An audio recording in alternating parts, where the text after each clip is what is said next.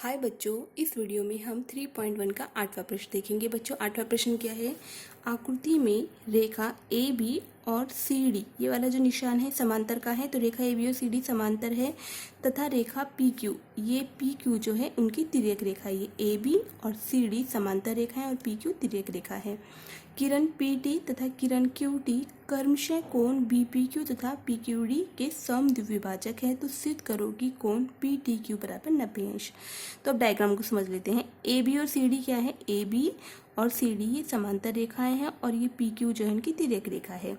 तो किरण P T, ये P T जो किरण जो है, ये किरण पी टी और किरण क्यू टी कर्मशः बी पी कोण बी पी क्यू तथा कोण पी क्यू डी को समद्विभाजित करती है। समद्विभाजित करती है मतलब बी पी क्यू को समद्विभाजित करती है, मतलब दो समान भागों में क्या करती है? बांटती है। इसको तो हम क्या कर लेते हैं? एक्स और एक्स मान लेते हैं। ठीक है, ये एक्स है तो ये भी एक्स है। उसी प्रकार ये क्यू टी किरण भी क्या करती है? पी क्यू डी को दो समान भागों में बांटती है, तो इसको हम वाई मान लेते हैं। तो ये भी कितना हो जाएगा? वाई हो जाएगा। ठीक है, तो इस क्यू टी ने क्या करा? कोण पी क्यू डी को दो समान भागों में बांटा है। समान भागों में समद्विभाजक मतलब दो समान भागों में बांटती है। तो सिद्ध करना है कि पी टी क्यू बराबर 90 अंश। तो पी टी ये वाला कोण हमको ज्ञात करके लेके आना है। पी टी और क्यू हमें 90 अंश दिखाना है। तो सबसे पहले बच्चों हमें पता है कि जो किरण पी टी जो है, किरण पी टी कोण बी पी क्यू को समद्विभाजित करती है। यह समद्विभाजक है, चित्र करती है। ठीक है, अगर ये पी टी कोण बी पी क्यू समद्विभाजित करती है तो हम देखते हैं डायग्राम में कि बी पी टी बराबर किसके होगा? टी पी क्यू के। इसका मान भी एक्स और इसका मान भी एक्स है, तो लिखेंगे कोण बी पी टी बराबर टी पी क्यू बराबर दोनों का मान कितना है? एक्स। ठीक है, अब उसके बाद किरण क्यू टी जो है कोण पी क्यू डी को समद्विभाजित करती है।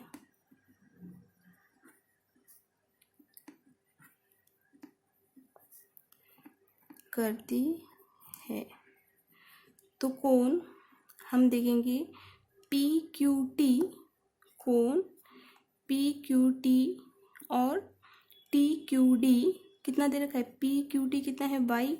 तो टी क्यू डी भी कितना है? वाई। तो दोनों का मान कितना है? वाई। तो लिख लेते हैं पी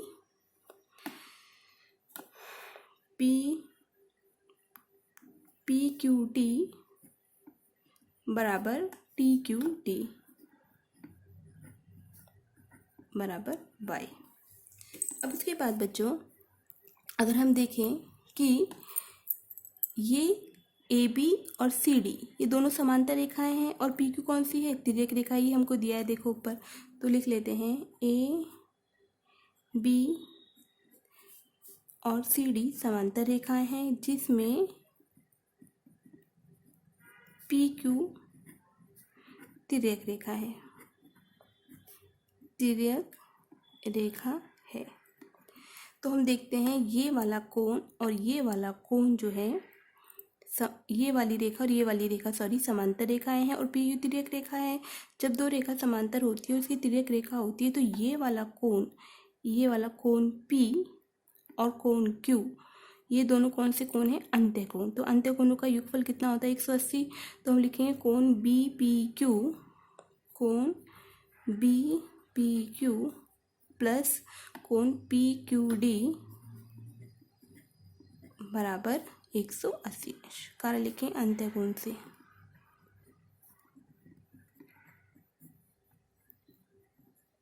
अब उसके बाद बी पी क्यू, अगर ये वाला कोण x है, ये वाला कोण x है, तो बी पी क्यू को हम कैसे लिख सकते हैं? x प्लस एक्स लिख सकते हैं, x प्लस एक्स लिख सकते हैं, प्लस का निशान।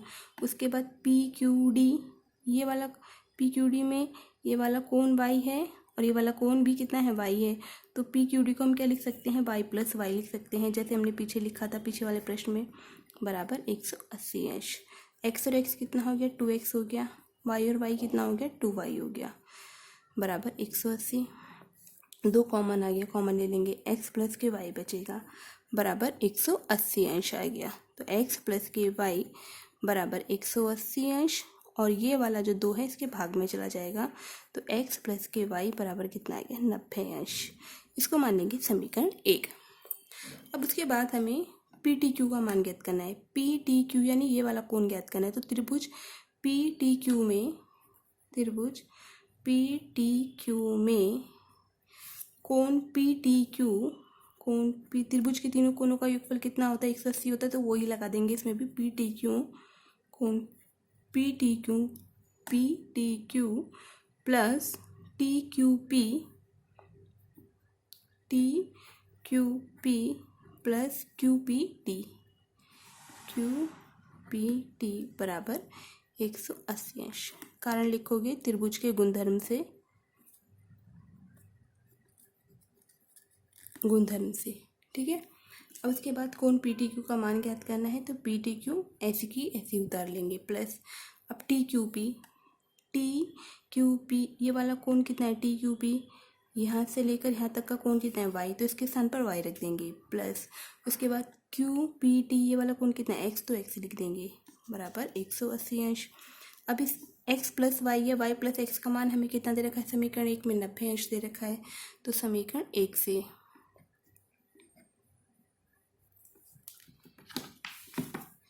कोण पी टी क्यू प्लस इसके स्थान पर x प्लस वाई के स्थान पर 90 अंश लिख देंगे, बराबर 180 अंश।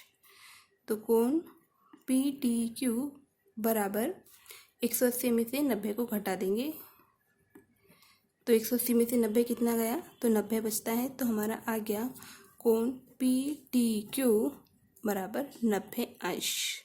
यही हमको क्या करना था, सिद्ध करना था, ठीक है। इसके बाद आगे का प्रश्न अगली वीडियो में देखेंगे।